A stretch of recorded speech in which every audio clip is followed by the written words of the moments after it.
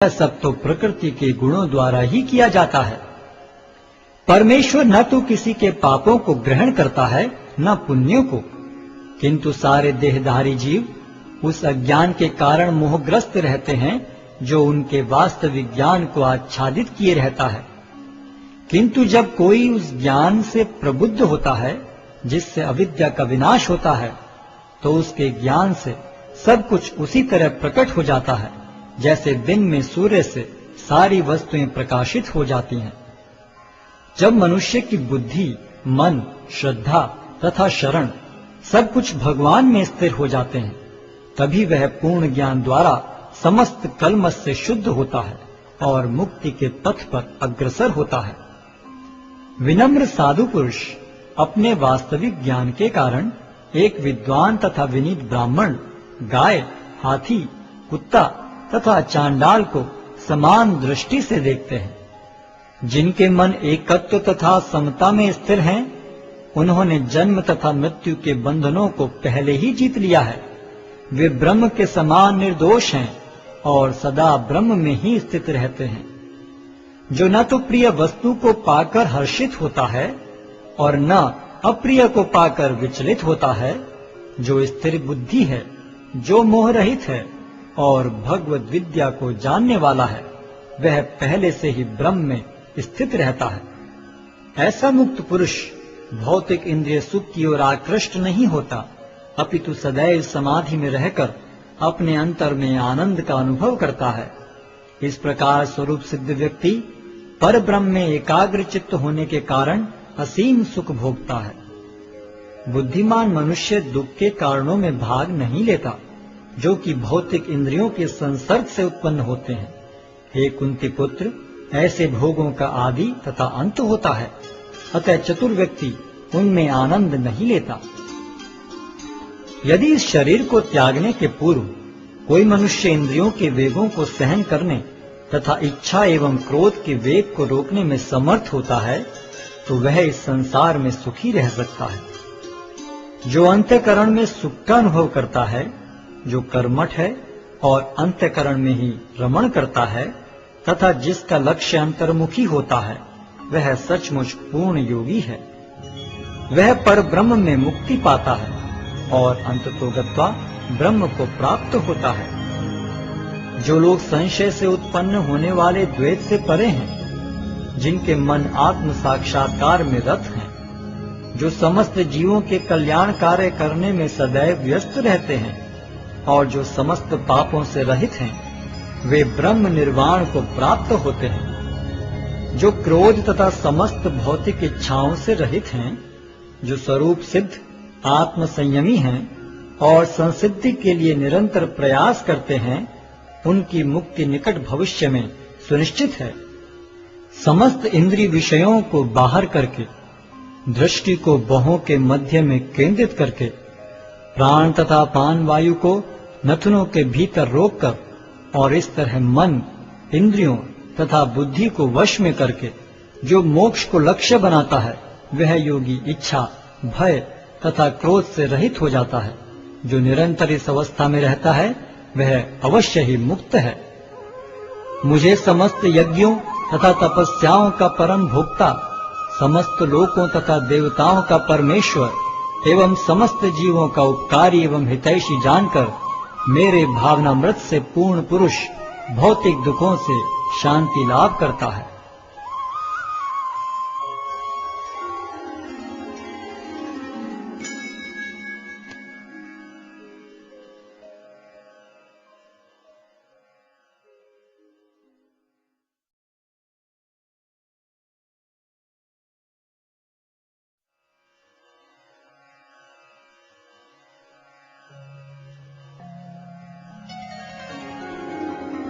अध्याय 6 ध्यान योग।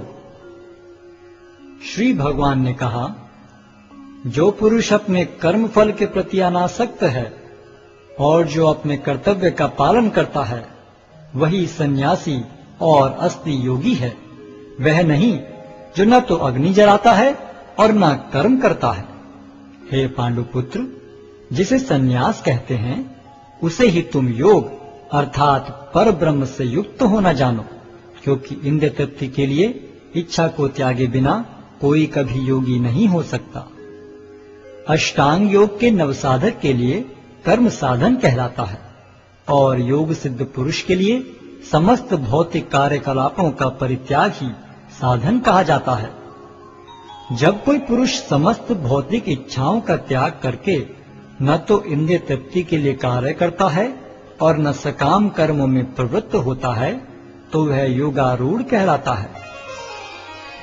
मनुष्य को चाहिए कि अपने मन की सहायता से अपना उद्धार करे और अपने को नीचे न गिरने दे। यह मनबद्ध जीव का मित्र भी है और शत्रु भी। जिसने मन को जीत लिया है उसके लिए मन सर्वश्रेष्ठ मित्र है, किंतु जो ऐसा नहीं कर पाया उसके लिए मन सबसे बड़ा शत्रु बना रहेगा। जिसने मन को जीत लिया है उसने पहले ही परमात्मा को प्राप्त कर लिया है, क्योंकि उसने शांति प्राप्त कर ली है। ऐसे पुरुष के लिए सुख दुख, सर्दी गर्मी एवं मान अपमान एक से हैं। वह व्यक्ति आत्म साक्षात्कार को प्राप्त तथा योगी कहलाता है जो अपने अर्जित ज्ञान तथा अनुभूति से पूर्णतया संतुष्ट रहता है। ऐसा व्यक्ति अध्यात्म को प्राप्त तथा जितेंद्रिय कहलाता है। वह सभी वस्तुओं को, चाहे वे कंकड़ हो, पत्थर हो या कि सोना, एक समान देखता है। जब मनुष्य निष्कपट हितैषियों, प्रिय मित्रों, तटस्थों, मध्यस्थों, ईश्वालुओं, शत्रुओं तथा मित्रों, पुण्यात्माओं एवं पापियों को समान भाव से देखता है तो वह और भी उन्नत माना जाता है। योगी को चाहिए कि वह सदैव अपने शरीर, मन तथा आत्मा को परमेश्वर में लगाए, एकांत स्थान में रहे और बड़ी सावधानी के साथ अपने मन को वश में करे। उसे समस्त आकांक्षाओं तथा संग्रह भाव की इच्छाओं से मुक्त होना चाहिए। योगाभ्यास के लिए योगी एकांत स्थान में जाकर भूमि पर कुशा बिछा दे और फिर उसे मृगछाला से ढके तथा ऊपर से मुलायम वस्त्र बिछा दे। आसन न तो बहुत ऊंचा हो न बहुत नीचा, यह पवित्र स्थान में स्थित हो। योगी को चाहिए कि इस पर दृढ़ता पूर्वक बैठ जाए और मन, इंद्रियों तथा कर्मों को वश में करते हुए तथा मन को एक बिंदु पर स्थित करके हृदय को शुद्ध करने के लिए योगाभ्यास करे। योगाभ्यास करने वाले को चाहिए कि वह अपने शरीर, गर्दन तथा सिर को सीधा रखे और नाक के अगले सिरे पर दृष्टि लगाए। इस प्रकार वह अविचलित तथा दमित मन से, भय रहित, विषयी जीवन से पूर्णतया मुक्त होकर अपने हृदय में मेरा चिंतन करे और मुझे ही अपना चरम लक्ष्य बनाए। इस प्रकार शरीर, मन तथा कर्म में निरंतर संयम का अभ्यास करते हुए संयमित मन वाले योगी को इस भौतिक अस्तित्व की समाप्ति पर भगवत धाम की प्राप्ति होती है। हे अर्जुन, जो अधिक खाता है या बहुत कम खाता है, जो अधिक सोता है अथवा जो पर्याप्त नहीं सोता, उसके योगी बनने की कोई संभावना नहीं है। जो खाने, सोने, आमोद प्रमोद तथा काम करने की आदतों में नियमित रहता है, वह योगाभ्यास द्वारा समस्त भौतिक क्लेशों को नष्ट कर सकता है। जब योगी योगाभ्यास द्वारा अपने मानसिक कार्यकलापों को वश में कर लेता है और अध्यात्म में स्थित हो जाता है, अर्थात समस्त भौतिक इच्छाओं से रहित हो जाता है, तब वह योग में सुस्थिर कहा जाता है। जिस प्रकार वायु रहित स्थान में दीपक हिलता डुलता नहीं, उसी तरह जिस योगी का मन वश में होता है वह आत्म तत्व के ध्यान में सदैव स्थिर रहता है। सिद्धि की अवस्था में, जिसे समाधि कहते हैं, मनुष्य का मन योगाभ्यास के द्वारा भौतिक मानसिक क्रियाओं से पूर्णतः संयमित हो जाता है। इस सिद्धि की विशेषता यह है कि मनुष्य शुद्ध मन से अपने को देख सकता है और अपने आप में आनंद उठा सकता है। उस आनंदमय स्थिति में वह दिव्य इंद्रियों द्वारा असीम दिव्य सुख में स्थित रहता है। इस प्रकार स्थापित मनुष्य कभी सत्य से विपत नहीं होता और इस सुख की प्राप्ति हो जाने पर वह इससे बड़ा कोई दूसरा लाभ नहीं मानता। ऐसी स्थिति को पाकर मनुष्य बड़ी से बड़ी कठिनाई में भी विचलित नहीं होता। यह निस्संदेह भौतिक संसर्ग से उत्पन्न होने वाले समस्त दुखों से वास्तविक मुक्ति है। मनुष्य को चाहिए कि संकल्प तथा श्रद्धा के साथ योगाभ्यास में लगे और तप से विचलित न हो। उसे चाहिए कि मनोधर्म से उत्पन्न समस्त इच्छाओं को निरपवाद रूप से त्याग दे और इस प्रकार मन के द्वारा सभी ओर से इंद्रियों को वश में करे। धीरे धीरे क्रमशः पूर्ण विश्वास पूर्वक बुद्धि के द्वारा समाधि में स्थित होना चाहिए और इस प्रकार मन को आत्मा में ही स्थित करना चाहिए और अन्य कुछ भी नहीं सोचना चाहिए। मन अपनी चंचलता तथा अस्थिरता के कारण जहाँ कहीं भी विचरण करता हो, मनुष्य को चाहिए कि उसे वहां से खींचे और अपने वश में लाए। जिस योगी का मन मुझ में स्थिर रहता है, वह निश्चय ही दिव्य सुख की सर्वोच्च सिद्धि प्राप्त करता है। वह रजोगुण से परे हो जाता है। वह परमात्मा के साथ अपनी गुणात्मक एकता को समझता है और इस प्रकार अपने समस्त विगत कर्मों के फल से निवृत्त हो जाता है। इस प्रकार योगाभ्यास में निरंतर लगा रहकर आत्म संयमी योगी समस्त भौतिक कर्म से मुक्त हो जाता है और भगवान की दिव्य प्रेम भक्ति में परम सुख प्राप्त करता है। वास्तविक योगी समस्त जीवों में मुझको और मुझ में समस्त जीवों को देखता है। निसंदेह स्वरूप सिद्ध व्यक्ति मुझ परमेश्वर को सर्वत्र देखता है। जो मुझे सर्वत्र देखता है और सब कुछ मुझ में देखता है, उसके लिए न तो मैं कभी अदृश्य होता हूँ और न वह मेरे लिए दृश्य होता है। जो योगी मुझे तथा परमात्मा को अभिन्न जानते हुए परमात्मा की भक्ति पूर्वक सेवा करता है, वह हर प्रकार से मुझ में सदैव स्थित रहता है।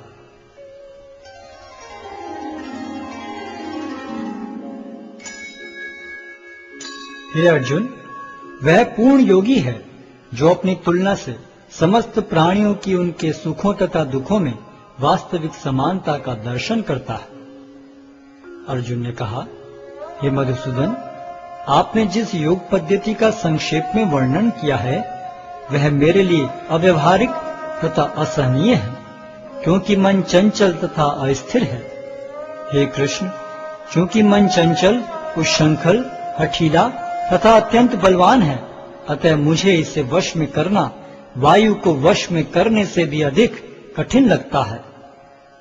भगवान श्री कृष्ण ने कहा, हे महाबाहु कुंती पुत्र, निसंदेह चंचल मन को वश में करना अत्यंत कठिन है, किंतु उपयुक्त अभ्यास द्वारा तथा विरक्ति द्वारा ऐसा संभव है।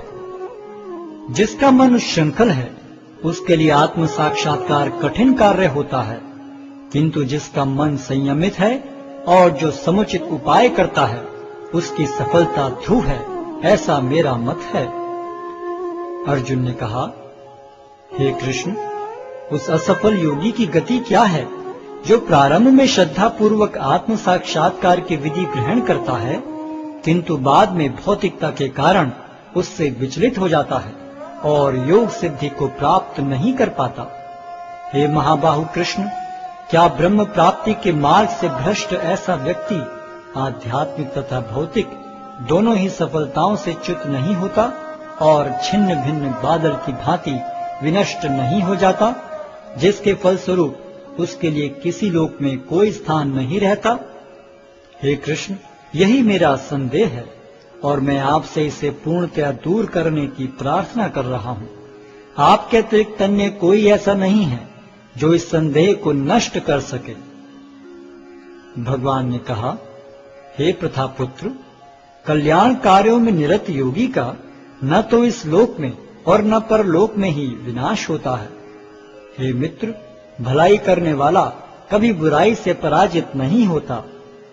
असफल योगी पवित्र आत्माओं के लोकों में अनेकानेक वर्षों तक भोग करने के बाद या तो सदाचारी पुरुषों के परिवार में या कि धनवानों के कुल में जन्म लेता है, अथवा वह ऐसे योगियों के कुल में जन्म लेता है जो अति बुद्धिमान है।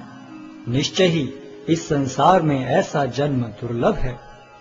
हे कुरुनंदन, ऐसा जन्म पाकर वह अपने पूर्व जन्म की दैविक चेतना को पुनः प्राप्त करता है और पूर्ण सफलता प्राप्त करने के उद्देश्य से वह आगे उन्नति करने का प्रयास करता है। अपने पूर्व जन्म की दैवी चेतना से वह न चाहते हुए भी स्वतः योग के नियमों की ओर आकर्षित होता है।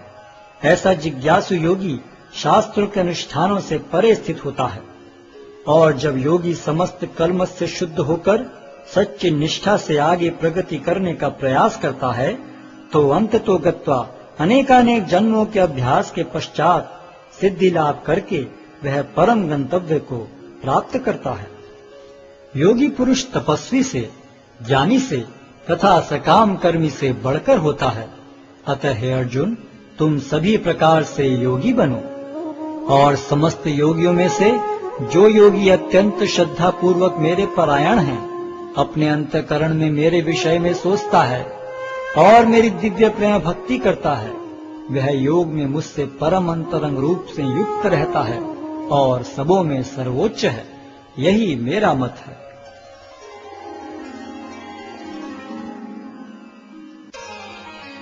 अध्याय 7 भगवत ज्ञान। श्री भगवान ने कहा, हे प्रथापुत्र, अब सुनो कि तुम किस तरह मेरी भावना से पूर्ण होकर और मन को मुझ में आसक्त करके योगाभ्यास करते हुए मुझे पूर्णतया संशय रहित जान सकते हो। अब मैं तुमसे पूर्ण रूप से व्यवहारिक तथा दिव्य ज्ञान कहूंगा। इसे जान लेने पर तुम्हें जानने के लिए और कुछ विशेष नहीं रहेगा। कई हजार मनुष्यों में से कोई एक सिद्धि के लिए प्रयत्नशील होता है, और इस तरह सिद्धि प्राप्त करने वालों में से विरला ही कोई एक मुझे वास्तव में जान पाता है।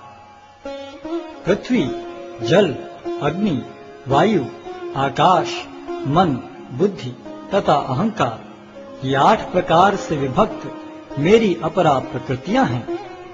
हे महाबाहु अर्जुन, इनके अतिरिक्त मेरी एक अन्य पराशक्ति है, जो उन जीवों से युक्त है जो इस भौतिक अपरा प्रकृति के साधनों का विदोहन कर रहे हैं। सारे प्राणियों का उद्गम इन दोनों शक्तियों में है। इस जगत में जो कुछ भी भौतिक तथा आध्यात्मिक है, उसकी उत्पत्ति तथा प्रलय मुझे ही जानो। हे धनंजय, मुझसे श्रेष्ठ कोई सत्य नहीं है। जिस प्रकार मोती धागे में गुथे रहते हैं, उसी प्रकार सब कुछ मुझ पर ही आश्रित है। हे कुंती पुत्र, मैं जल का स्वाद हूँ, सूर्य तथा चंद्रमा का प्रकाश हूँ, वैदिक मंत्रों में ओंकार हूँ, आकाश में ध्वनि हूँ तथा मनुष्य में सामर्थ्य हूँ। मैं पृथ्वी की आद्य सुगंध और अग्नि की ऊष्मा हूँ। मैं समस्त जीवों का जीवन तथा तपस्वियों का तप हूँ। हे प्रथापुत्र, यह जान लो कि मैं ही समस्त जीवों का आदि बीज हूँ। बुद्धिमानों की बुद्धि तथा समस्त तेजस्वी पुरुषों का तेज हूँ। मैं बलवानों का कामनाओं तथा इच्छाओं से रहित बल हूँ। हे भरत श्रेष्ठ अर्जुन, मैं वह काम हूँ जो धर्म के विरुद्ध नहीं है। तुम जान लो कि मेरी शक्ति द्वारा सारे गुण प्रकट होते हैं, चाहे वे सतोगुण हो, रजोगुण हो या तमोगुण हो। एक प्रकार से मैं सब कुछ हूँ, किंतु हूँ स्वतंत्र। मैं प्रकृति के गुणों के अधीन नहीं हूँ, अपितु वे मेरे अधीन हैं। 3 गुणों सतो, रजो तथा तमो के द्वारा मोहग्रस्त ये सारा संसार मुझ गुणातीत तथा अविनाशी को नहीं जानता। प्रकृति के 3 गुण वाली इस मेरी दैवी शक्ति को पार कर पाना कठिन है, किंतु जो मेरे शरणागत हो जाते हैं वे सरलता से इसे पार कर जाते हैं। जो निपट मूर्ख हैं, जो मनुष्यों में अधम हैं, जिनका ज्ञान माया द्वारा हर लिया गया है, तथा जो असुरों की नास्तिक प्रकृति को धारण करने वाले हैं, ऐसे दुष्ट मेरी शरण ग्रहण नहीं करते। हे भरत श्रेष्ठ, 4 प्रकार के पुण्यात्मा मेरी सेवा करते हैं: आर्त, जिज्ञासु, अर्थार्थी तथा ज्ञानी। इनमें से जो परम ज्ञानी है और शुद्ध भक्ति में लगा रहता है, वह सर्वश्रेष्ठ है, क्योंकि मैं उसे अत्यंत प्रिय हूँ और वह मुझे प्रिय है। निस्संदेह ये सब उदारचित्ता व्यक्ति हैं, किंतु जो मेरे ज्ञान को प्राप्त है उसे मैं अपने ही समान मानता हूँ। वह मेरी दिव्य सेवा में तत्पर रहकर मुझ सर्वोच्च उद्देश्य को निश्चित रूप से प्राप्त करता है। अनेक जन्म जन्मांतर के बाद जिसे सचमुच ज्ञान होता है, वह मुझको समस्त कारणों का कारण जानकर मेरी शरण में आता है। ऐसा महात्मा अत्यंत दुर्लभ होता है। जिनकी बुद्धि भौतिक इच्छाओं द्वारा मारी गई है, वे देवताओं की शरण में जाते हैं और वे अपने अपने स्वभाव के अनुसार पूजा के विशेष विधि विधानों का पालन करते हैं। मैं प्रत्येक जीव के हृदय में परमात्मा स्वरूप स्थित हूँ। जैसे ही कोई किसी देवता की पूजा करने की इच्छा करता है, मैं उसकी श्रद्धा को स्थिर करता हूँ, जिससे वह उसी विशेष देवता की भक्ति कर सके। ऐसी श्रद्धा से समन्वित वह देवता विशेष की पूजा करने का यत्न करता है और अपनी इच्छा की पूर्ति करता है। किंतु वास्तविकता तो यह है कि ये सारे लाभ केवल मेरे द्वारा प्रदत्त हैं। अल्प बुद्धि वाले व्यक्ति देवताओं की पूजा करते हैं और उन्हें प्राप्त होने वाले फल सीमित तथा क्षणिक होते हैं। देवताओं की पूजा करने वाले देवलोक को जाते हैं, किंतु मेरे भक्त अंततः मेरे परम धाम को प्राप्त होते हैं। बुद्धिहीन मनुष्य मुझको ठीक से न जानने के कारण सोचते हैं कि मैं भगवान कृष्ण पहले निराकार था और अब मैंने इस स्वरूप को धारण किया है। वे अपने अल्प ज्ञान के कारण मेरी अविनाशी तथा सर्वोच्च प्रकृति को नहीं जान पाते। मैं मूर्खों तथा अल्पज्ञों के लिए कभी भी प्रकट नहीं हूँ। उनके लिए तो मैं अपनी अंतरंगा शक्ति द्वारा आच्छादित रहता हूँ। अतः वे ये नहीं जान पाते कि मैं अजन्मा तथा अविनाशी हूँ। हे अर्जुन, श्री भगवान होने के नाते मैं जो कुछ भूतकाल में घटित हो चुका है, जो वर्तमान में घटित हो रहा है और जो आगे होने वाला है, वह सब कुछ जानता हूँ। मैं समस्त जीवों को भी जानता हूँ, किंतु मुझे कोई नहीं जानता। हे भरतवंशी, हे शत्रु विजेता, समस्त जीव जन्म लेकर इच्छा तथा घृणा से उत्पन्न द्वंद्वों से मोहग्रस्त होकर मोह को प्राप्त होते हैं। जिन मनुष्यों ने पूर्व जन्मों में तथा इस जन्म में पुण्य कर्म किए और जिनके पाप कर्मों का पूर्णतः उच्छेदन हो चुका है, वे मोह के द्वंद्वों से मुक्त हो जाते हैं और वे संकल्प पूर्वक मेरी सेवा में तत्पर होते हैं। जो जरा तथा मृत्यु से मुक्ति पाने के लिए यत्नशील रहते हैं, वे बुद्धिमान व्यक्ति मेरी भक्ति की शरण ग्रहण करते हैं। वे वास्तव में ब्रह्म हैं, क्योंकि वे दिव्य कर्मों के विषय में पूरी तरह से जानते हैं। जो मुझ परमेश्वर को मेरी पूर्ण चेतना में रहकर मुझे जगत का, देवताओं का तथा समस्त यज्ञ विधियों का नियामक जानते हैं, वे अपनी मृत्यु के समय भी मुझ भगवान को जान और समझ सकते हैं।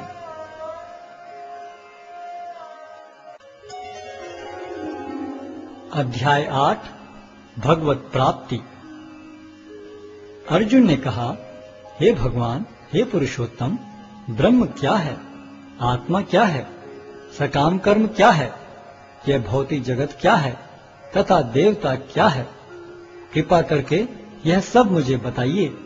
हे मधुसूदन, यज्ञ का स्वामी कौन है और वह शरीर में कैसे रहता है? और मृत्यु के समय भक्ति में लगे रहने वाले आपको कैसे जान पाते हैं? भगवान ने कहा, अविनाशी और दिव्य जीव ब्रह्म कहलाता है और उसका नित्य स्वभाव अध्यात्म या आत्म कहलाता है। जीवों के भौतिक शरीर से संबंधित गतिविधि कर्म या सकाम कर्म कहलाती है। हे देहधारियों में श्रेष्ठ, निरंतर परिवर्तनशील यह भौतिक प्रकृति अधिभूत कहलाती है। भगवान का विराट रूप, जिसमें सूर्य तथा चंद्र जैसे समस्त देवता सम्मिलित हैं, अधिदैव कहलाता है तथा प्रत्येक देहधारी के हृदय में परमात्मा स्वरूप स्थित मैं परमेश्वर अधियज्ञ कहलाता हूँ। और जीवन के अंत में जो केवल मेरा स्मरण करते हुए शरीर का त्याग करता है, वह तुरंत मेरे स्वभाव को प्राप्त करता है। इसमें रंच मात्र भी संदेह नहीं है। हे कुंती पुत्र, शरीर त्यागते समय मनुष्य जिस जिस भाव का स्मरण करता है, वह उस भाव को निश्चित रूप से प्राप्त होता है। अतएव हे अर्जुन, तुम्हें सदैव कृष्ण रूप में मेरा चिंतन करना चाहिए और साथ ही युद्ध करने के कर्तव्य को भी पूरा करना चाहिए। अपने कर्मों को मुझे समर्पित करके तथा अपने मन एवं बुद्धि को मुझ में स्थिर करके तुम निश्चित रूप से मुझे प्राप्त कर सकोगे। हे पार्थ, जो व्यक्ति मेरा स्मरण करने में अपना मन निरंतर लगाए रखकर अविचलित भाव से भगवान के रूप में मेरा ध्यान करता है, वह मुझको अवश्य ही प्राप्त होता है। मनुष्य को चाहिए कि परम पुरुष का ध्यान सर्वज्ञ, पुरातन, नियंता, लघुतम से भी लघुतर, प्रत्येक का पालन करता, समस्त भौतिक बुद्धि से परे, अचिंत्य तथा नित्य पुरुष के रूप में करे। वे सूर्य की भांति तेजवान हैं और इस भौतिक प्रकृति से परे दिव्य रूप हैं। मृत्यु के समय जो व्यक्ति अपने प्राण को भवों के मध्य स्थिर कर लेता है और योग शक्ति के द्वारा अविचलित मन से पूर्ण भक्ति के साथ परमेश्वर के स्मरण में अपने को लगाता है, वह निश्चित रूप से भगवान को प्राप्त होता है। जो वेदों के ज्ञाता हैं, जो ओंकार का उच्चारण करते हैं और जो संन्यास आश्रम के बड़े बड़े मुनि हैं, वे ब्रह्म में प्रवेश करते हैं। ऐसे सिद्धि की इच्छा करने वाले ब्रह्मचर्य व्रत का अभ्यास करते हैं। अब मैं तुम्हें वह विधि बताऊंगा जिससे कोई भी व्यक्ति मुक्ति लाभ कर सकता है।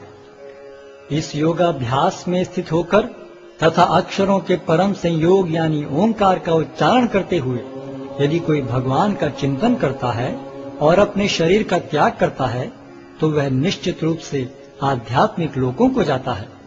हे अर्जुन, जो अनन्य भाव से निरंतर मेरा स्मरण करता है, उसके लिए मैं सुलभ हूँ, क्योंकि वह मेरी भक्ति में प्रवृत्त रहता है। मुझे प्राप्त करके महापुरुष जो भक्ति योगी हैं, कभी भी दुखों से पूर्ण इस अनित्य जगत में नहीं लौटते, क्योंकि उन्हें परम सिद्धि प्राप्त हो चुकी होती है।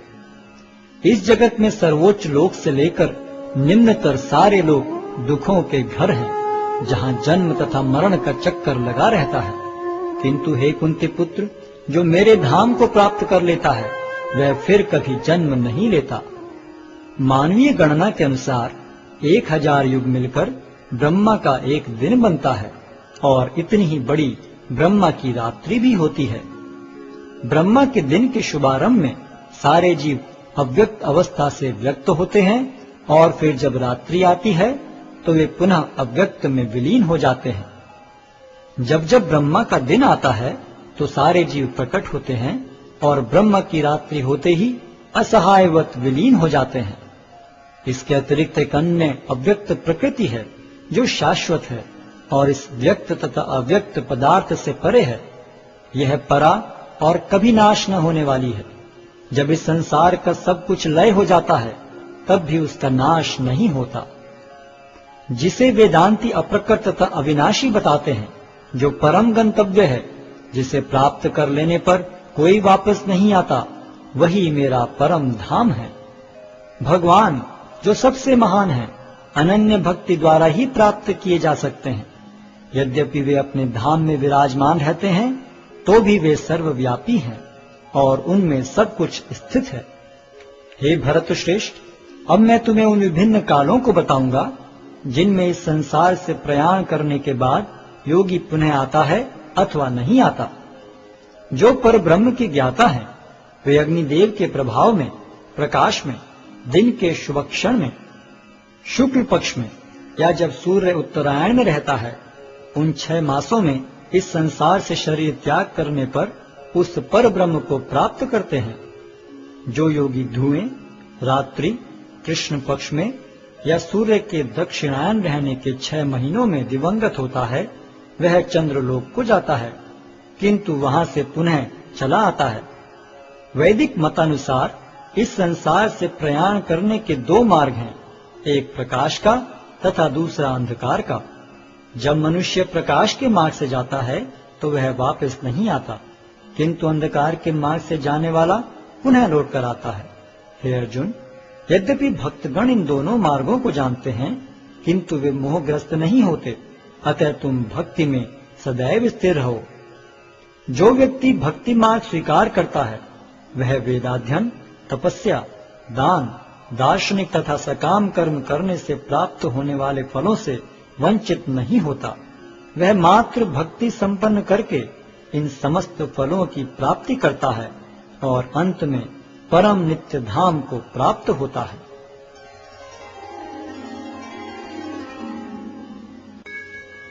अध्याय 9 परम गुह्य ज्ञान।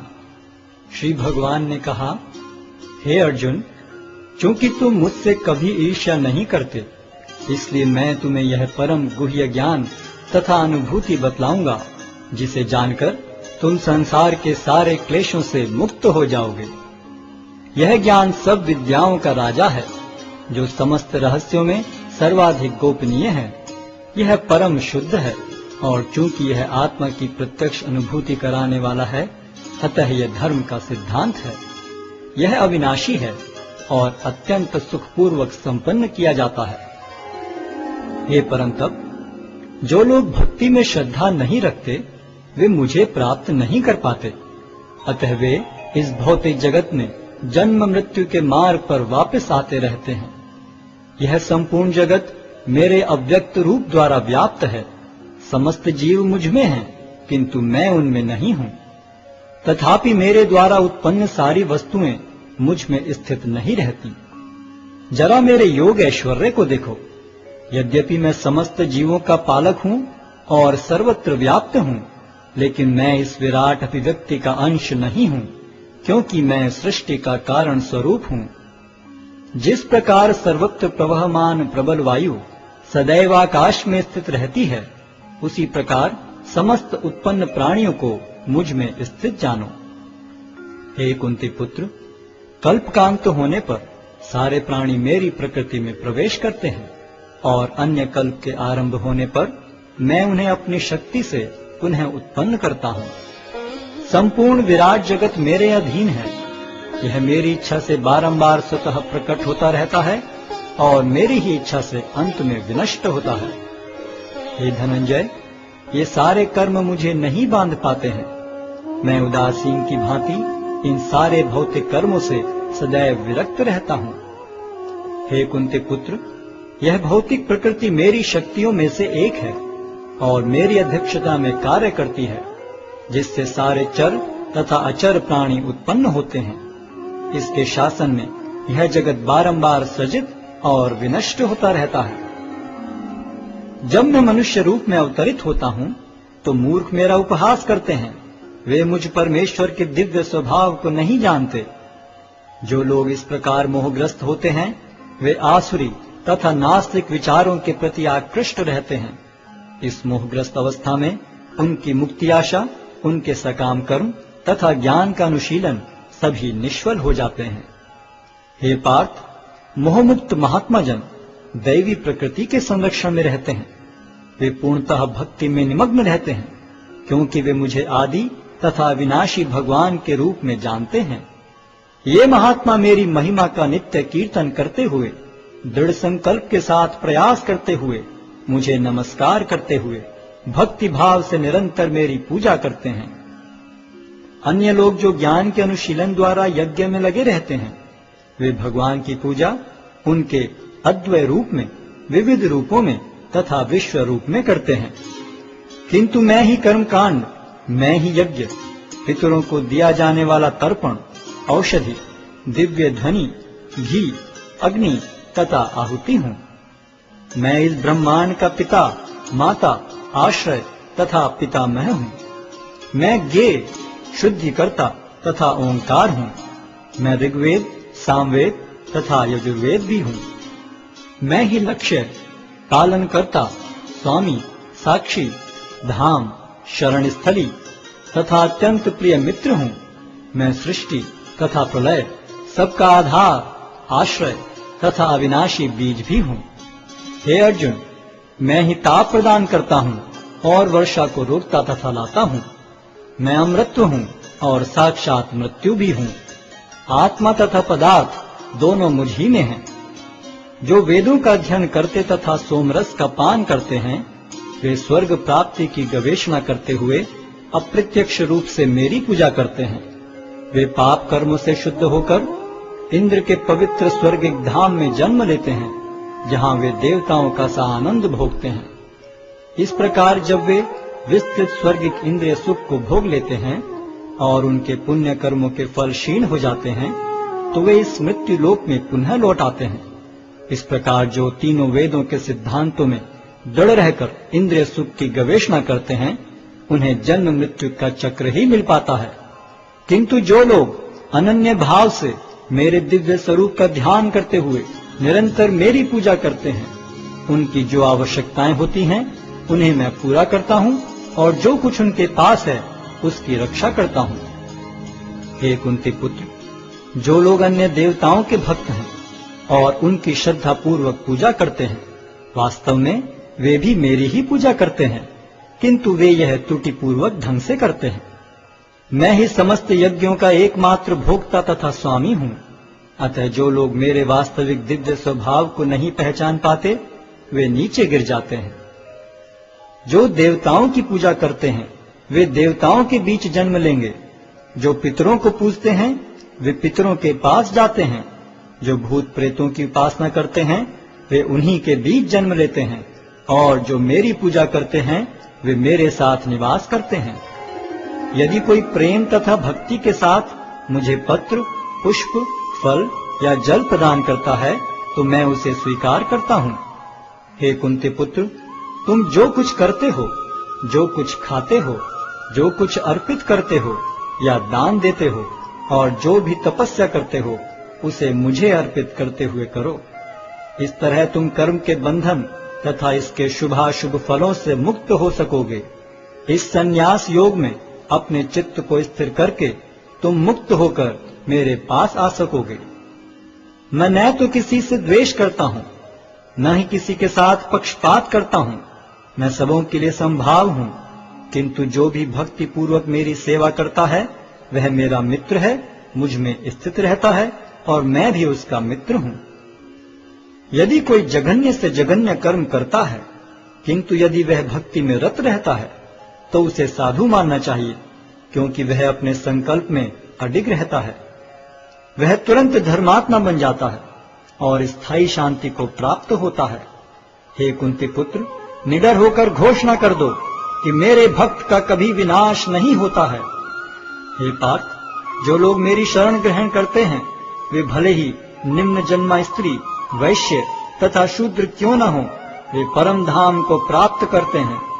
फिर धर्मात्मा ब्राह्मणों, भक्तों तथा राज ऋषियों के लिए तो कहना ही क्या है।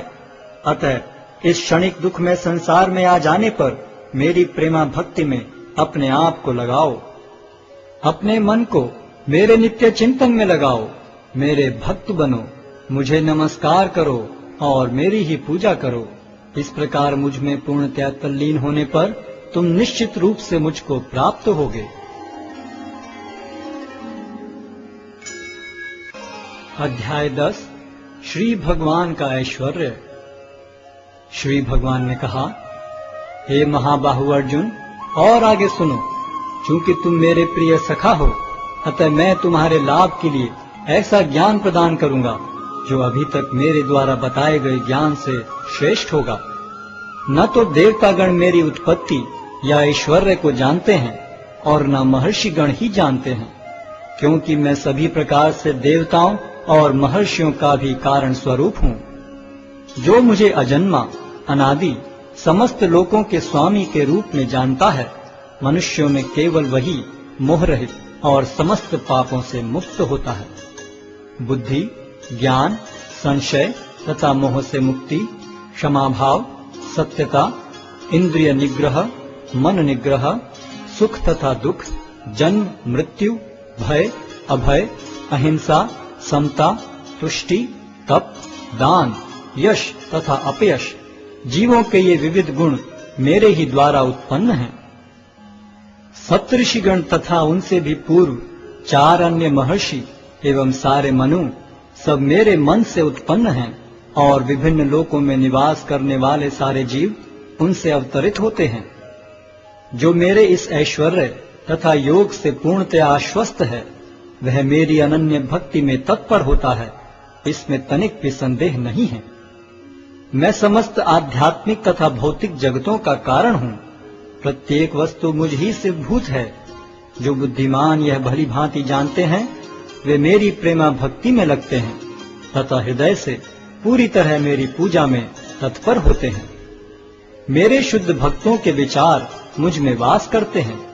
उनके जीवन मेरी सेवा में अर्पित रहते हैं और वे एक दूसरे को ज्ञान प्रदान करते तथा मेरे विषय में बातें करते हुए परम संतोष तथा आनंद का अनुभव करते हैं।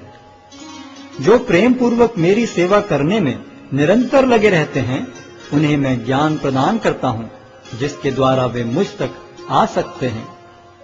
मैं उन पर विशेष कृपा करने के हेतु उनके हृदयों में वास करते हुए ज्ञान के प्रकाशमान दीपक के द्वारा अज्ञान जन्य अंधकार को दूर करता हूँ। अर्जुन ने कहा, आप परम भगवान, परम धाम, परम पवित्र, परम सत्य हैं। आप नित्य, दिव्य, आदि पुरुष, अजन्मा तथा महानतम हैं। नारद, असित, देवल तथा व्यास जैसे ऋषि आपके इस सत्य की पुष्टि करते हैं और अब आप स्वयं भी मुझसे प्रकट कह रहे हैं। हे कृष्ण, आपने मुझसे जो कुछ कहा है उसे मैं पूर्णतया सत्य मानता हूँ। हे प्रभु, न तो देवतागण न असुरगण ही आपके स्वरूप को समझ सकते हैं। हे परम पुरुष, हे सबके उद्गम, हे समस्त प्राणियों के स्वामी, हे देवों के देव, हे ब्रह्मांड के प्रभु, निस्संदेह एकमात्र आप ही अपने को अपनी अंतरंगा शक्ति से जानने वाले हैं। कृपा करके विस्तार पूर्वक मुझे अपने उन दैवी ऐश्वर्यों को बताएं, जिनके द्वारा आप इन समस्त लोकों में व्याप्त हैं। हे कृष्ण, हे परम योगी, मैं किस तरह आपका निरंतर चिंतन करूं और आपको कैसे जानूं?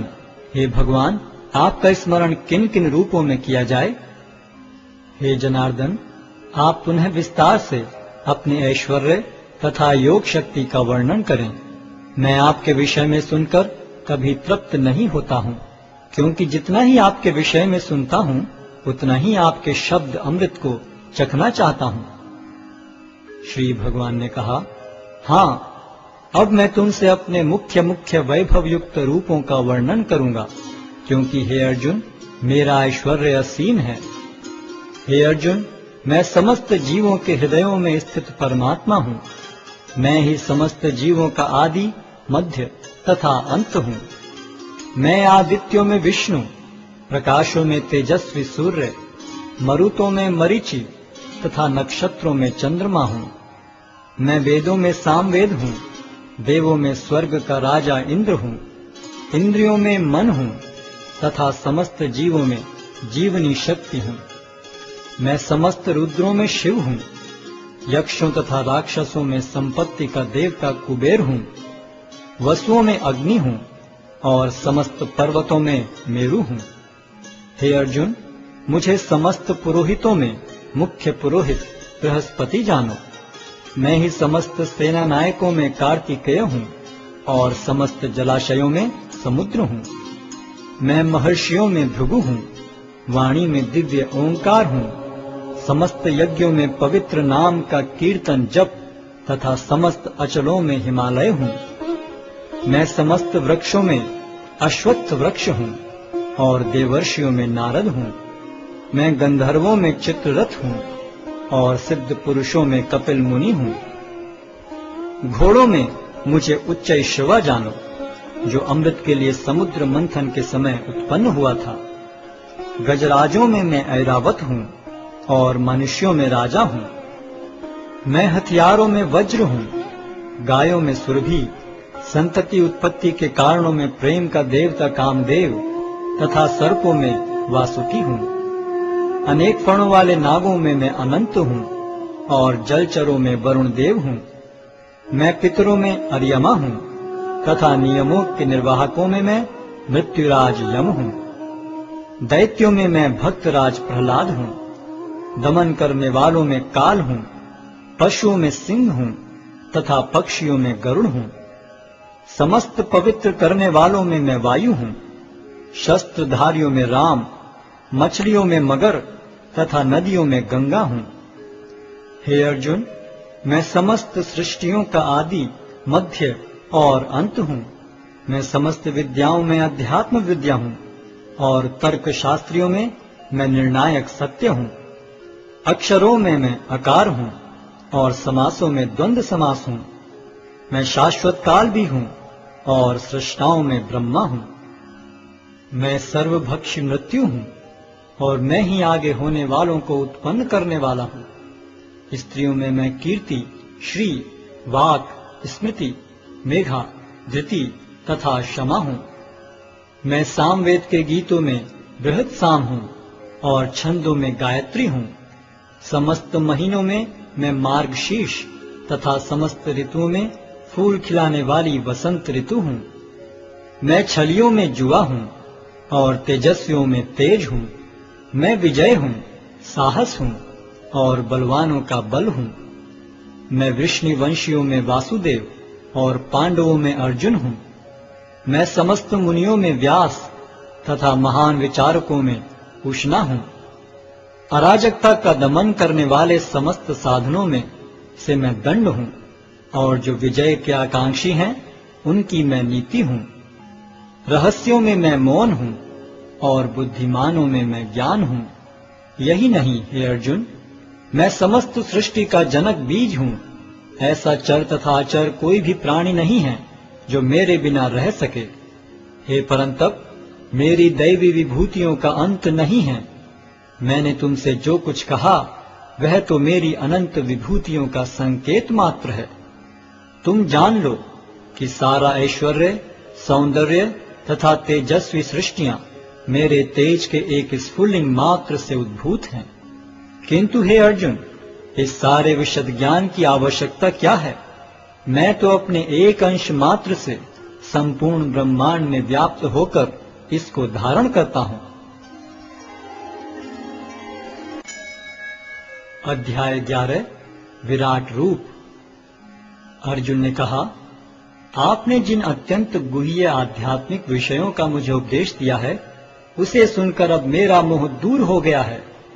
हे कमल नयन, मैंने आपसे प्रत्येक जीव की उत्पत्ति तथा लय के विषय में विस्तार से सुना है और आपकी अक्षय महिमा का अनुभव किया है। हे पुरुषोत्तम, हे परमेश्वर, यद्यपि आपको मैं अपने समक्ष आपके द्वारा वर्णित आपके वास्तविक रूप में देख रहा हूँ, किंतु मैं यह देखने का इच्छुक हूँ कि आप इस दृश्य जगत में किस प्रकार प्रविष्ट हुए हैं। मैं आपके उसी रूप का दर्शन करना चाहता हूँ। हे प्रभु, हे योगेश्वर, यदि आप सोचते हैं कि मैं आपके विश्व रूप को देखने में समर्थ हो सकता हूँ तो कृपा करके मुझे अपना असीम विश्व रूप दिखलाइए।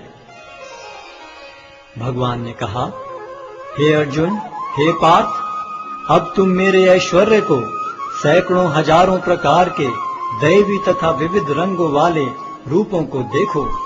हे भारत, लो तुम आदित्यों, वसुओं, रुद्रों, अश्विनी कुमारों तथा अन्य देवताओं के विभिन्न रूपों को यहाँ देखो। तुम ऐसे अनेक आश्चर्यमय रूपों को देखो जिन्हें पहले किसी ने न तो कभी देखा है न सुना है। हे अर्जुन, तुम जो भी देखना चाहो उसे तत्क्षण मेरे इस शरीर में देखो। तुम इस समय तथा भविष्य में भी जो भी देखना चाहते हो उसको यह विश्व रूप दिखाने वाला है। यहाँ एक ही स्थान पर चर अचर सब कुछ है, किंतु तुम मुझे अपनी आंखों से नहीं देख सकते, अतः मैं तुम्हें दिव्य आंखें दे रहा हूँ। अब मेरे योग ऐश्वर्य को देखो। संजय ने कहा, हे राजा, इस प्रकार कहकर महायोगेश्वर भगवान ने अर्जुन को अपना विश्व रूप दिखलाया। अर्जुन ने उस विश्व रूप में असंख्य मुख, असंख्य नेत्र तथा असंख्य आश्चर्य में दृश्य देखे। यह रूप अनेक दैवी आभूषणों से अलंकृत था और अनेक दैवी हथियार उठाए हुए था। यह दैवी मालाएं तथा वस्त्र धारण किए था और उस पर अनेक दिव्य सुगंधियां लगी थी। सब कुछ आश्चर्य में तेजमय, असीम तथा सर्वत्र व्याप्त था। यदि आकाश में हजारों सूर्य एक साथ उदय हों तो उनका प्रकाश शायद परम पुरुष के इस विश्व रूप के तेज की समता कर सके। उस समय अर्जुन भगवान के विश्व रूप में एक ही स्थान पर स्थित हजारों भागों में विभक्त ब्रह्मांड के अनंत अंशों को देख सका। तब मोहग्रस्त एवं आश्चर्यचकित रोमांचित हुए अर्जुन ने प्रणाम करने के लिए मस्तक झुकाया और वह हाथ जोड़कर भगवान से प्रार्थना करने लगा। अर्जुन ने कहा, हे भगवान कृष्ण, मैं आपके शरीर में सारे देवताओं तथा अन्य विविध जीवों को एकत्र देख रहा हूँ। मैं कमल पर आसीन ब्रह्मा, शिव जी तथा समस्त ऋषियों एवं दिव्य सर्पों को देख रहा हूँ। हे विश्वेश्वर, हे विश्वरूप, मैं आपके शरीर में अनेकानेक हाथ, पेट, मुंह तथा आंखें देख रहा हूँ, जो सर्वत्र फैले हैं और जिनका अंत नहीं है। आप में न अंत दिखता है, न मध्य और न आदि। आपके रूप को उसके चकाचौंध तेज के कारण देख पाना कठिन है, क्योंकि वह प्रज्वलित अग्नि की भांति अथवा सूर्य के अपार प्रकाश की भांति चारों ओर फैल रहा है। तो भी मैं इस तेजोमय रूप को सर्वत्र देख रहा हूँ, जो अनेक मुकुटों, गदाओं तथा चक्रों से विभूषित है। आप परम आद्य ज्ञेय वस्तु हैं। आप इस ब्रह्मांड के परम आधार हैं। आप अव्यय तथा पुराण पुरुष हैं। आप सनातन धर्म के पालक भगवान हैं। यही मेरा मत है। आप आदि, मध्य तथा अंत से रहित हैं। आपका यश अनंत है। आपकी असंख्य भुजाएं हैं और सूर्य तथा चंद्रमा आपकी आंखें हैं। मैं आपके मुख से प्रज्वलित अग्नि निकलते और आपके तेज से इस संपूर्ण ब्रह्मांड को जलते हुए देख रहा हूँ। यद्यपि आप एक हैं, किंतु आप आकाश तथा सारे लोकों एवं उनके बीच के समस्त अवकाश में व्याप्त हैं। हे महापुरुष, आपके इस अद्भुत तथा भयानक रूप को देखकर सारे लोग भयभीत हैं। देवों का सारा समूह आपकी शरण ले रहा है और आप में प्रवेश कर रहा है। उनमें से कुछ अत्यंत भयभीत होकर हाथ जोड़े आपकी प्रार्थना कर रहे हैं। महर्षियों तथा सिद्धों के समूह कल्याण हो कहकर वैदिक स्तोत्रों का पाठ करते हुए आपकी स्तुति कर रहे हैं। शिव के विविध रूप आदित्यगण, वसु, साध्य, विश्वदेव, दोनों अश्विनी कुमार, मरुदगण, पितृगण, गंधर्व, यक्ष, असुर तथा सिद्धदेव सभी आपको आश्चर्यपूर्वक देख रहे हैं। हे महाबाहु, आपके इस अनेक मुख, नेत्र, बाहु, जंघा, पांव, पेट तथा भयानक दांतों वाले विराट रूप को देखकर देवतागण सहित सभी लोग अत्यंत विचलित हैं और उन्हीं की तरह मैं भी हूँ। हे सर्वव्यापी विष्णु, नाना ज्योतिर्मय रंगों से युक्त आपको आकाश का स्पर्श करते, मुख फैलाए तथा बड़ी बड़ी चमकती आंखें निकाले देखकर भय से मेरा मन विचलित है। मैं न तो धैर्य धारण कर पा रहा हूँ, न मानसिक संतुलन ही पा रहा हूँ। हे देवेश, हे जगन्निवास, आप मुझ पर प्रसन्न हो। मैं इस प्रकार से आपके प्रलयाग्नि स्वरूप मुखों को तथा विकराल दांतों को देखकर अपना संतुलन नहीं रख पा रहा। मैं सब ओर से मोहग्रस्त हो रहा हूँ। धृतराष्ट्र के सारे पुत्र अपने समस्त सहायक राजाओं सहित तथा भीष्म, द्रोण, कर्ण एवं हमारे प्रमुख योद्धा भी आपके विकराल मुख में प्रवेश कर रहे हैं। उनमें से कुछ के शिरों को तो मैं आपके दांतों के बीच चूर्णित हुआ देख रहा हूँ। जिस प्रकार नदियों की अनेक तरंगें समुद्र में प्रवेश करती हैं, उसी प्रकार ये समस्त महान योद्धा भी आपके प्रज्वलित मुखों में प्रवेश कर रहे हैं। मैं समस्त लोगों को पूर्ण वेग से आपके मुख में उसी प्रकार प्रविष्ट होते देख रहा हूँ, जिस प्रकार पतंगे अपने विनाश के लिए प्रज्वलित अग्नि में कूद पड़ते हैं। हे विष्णु, मैं देखता हूँ कि आप अपने प्रज्वलित मुखों से सभी दिशाओं के लोगों को निगले जा रहे हैं। आप सारे ब्रह्मांड को अपने तेज से आपूरित करके अपनी विकराल झुलसाती किरणों सहित प्रकट हो रहे हैं। हे देवेश, कृपा करके मुझे बतलाइए कि इतने उग्र रूप में आप कौन हैं। मैं आपको नमस्कार करता हूँ। कृपा करके मुझ पर प्रसन्न हो। आप आदि भगवान हैं। मैं आपको जानना चाहता हूँ, क्योंकि मैं नहीं जान पा रहा हूँ कि आपका प्रयोजन क्या है। भगवान ने कहा, समस्त जगतों को विनष्ट करने वाला काल मैं हूँ और मैं यहाँ समस्त लोगों का विनाश करने के लिए आया हूँ। तुम्हारे सिवा दोनों पक्षों के सारे योद्धा मारे जाएंगे। अतः उठो, लड़ने के लिए तैयार हो और यश अर्जित करो। अपने शत्रुओं को जीतकर संपन्न राज्य का भोग करो। ये सब मेरे द्वारा पहले ही मारे जा चुके हैं। और हे सव्यसाची, तुम तो युद्ध में केवल निमित्त मात्र हो सकते हो।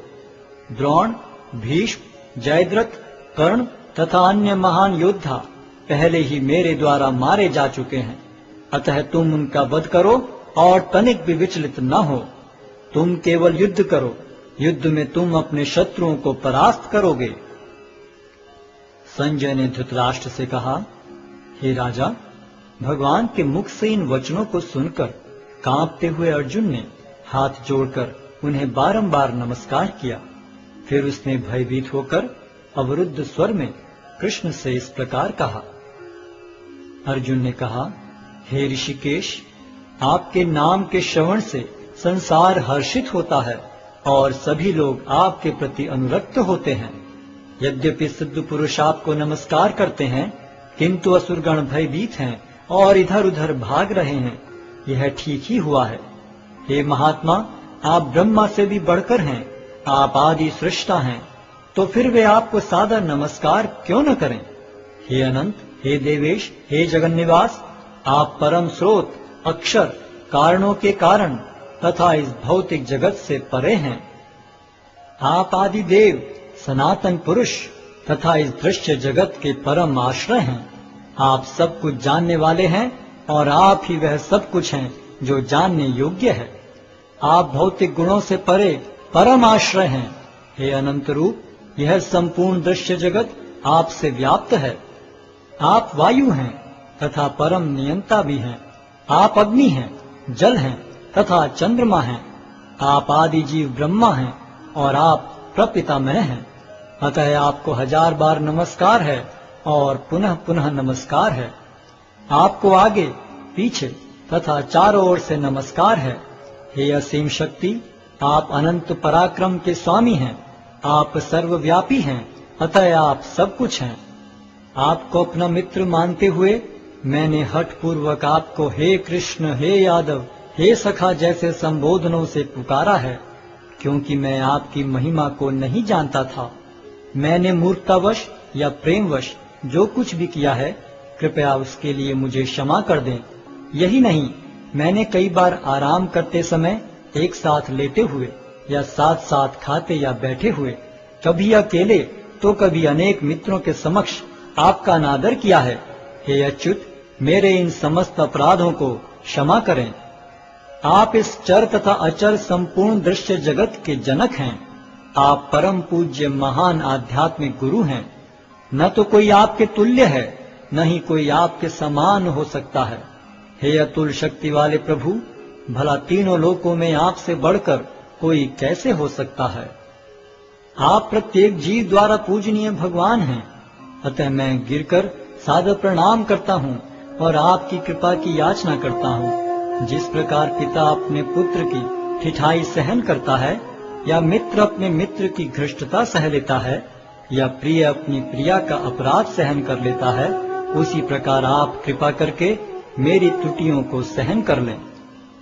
पहले कभी न देखे गए आपके इस विराट रूप का दर्शन करके मैं पुलकित हो रहा हूँ, किंतु साथ ही मेरा मन भयभीत हो रहा है। अतः आप मुझ पर कृपा करें और हे देवेश, हे जगन्निवास, अपना पुरुषोत्तम भगवत स्वरूप पुनः दिखाएं।